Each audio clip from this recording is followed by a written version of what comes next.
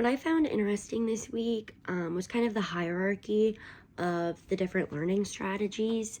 So, beyond the learning strategies themselves, um, I liked learning about like surface level learning strategies versus deep learning strategies that actually form knowledge and prove that you've learned.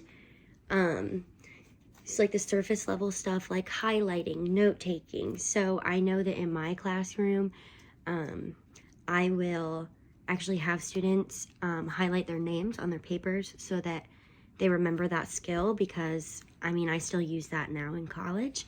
So that's a very good skill for them to have early on. As well as note taking.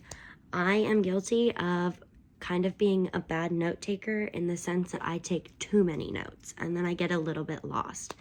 So I definitely want to make sure that I teach my students in the future good note taking strategies, because I never learned and I pay the price for that in classes now.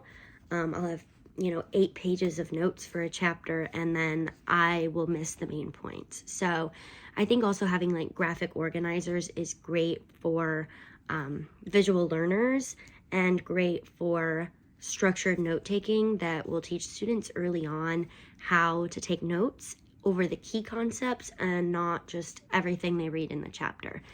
I wish that I had learned that. And then another thing that I want to incorporate is like self-monitoring and self-management, which connects to like the deeper learning side of learning strategies. So in my classroom, I'm going to have different turn-in trays that are kind of ranked by how you feel about your own work. So there will be an okay tray, like I feel okay about it, got it tray, I feel great about it, and an I need help tray, like you need some more help. And I think this will really help students take a step back and monitor how they're feeling about their work.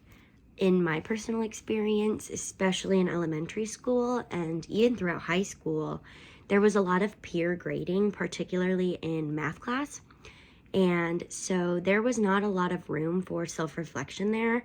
I didn't get a chance to get feedback from the teacher typically. We would pass our papers to our peers. They would grade them, we'd get them back, and we'd move on.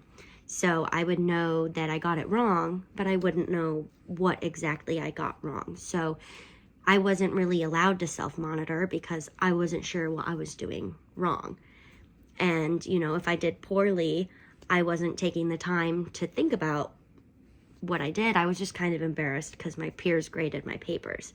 So I think it's important for students to be able to take a step back and look at their own work and kind of judge it and just be honest with themselves instead of just getting feedback from peers and moving on. I think self-management and self-monitoring is incredibly important, and it's also an important thing to remember in students with ADHD. I know that that's a huge thing for those students, is teaching self-monitoring skills, self-management skills, whether this is organization or how they're feeling about their work. It can work wonders for these students. So I know that's important.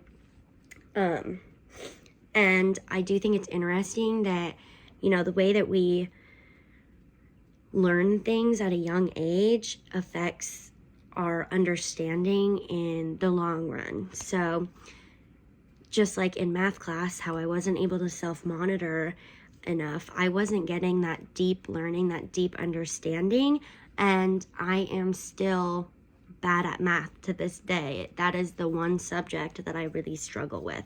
So I thought it was interesting to learn about how to form that deep understanding, and I already have some strategies I want to use in my classroom to make sure that my students will have that understanding that I never got, by taking a step back and looking at their own work.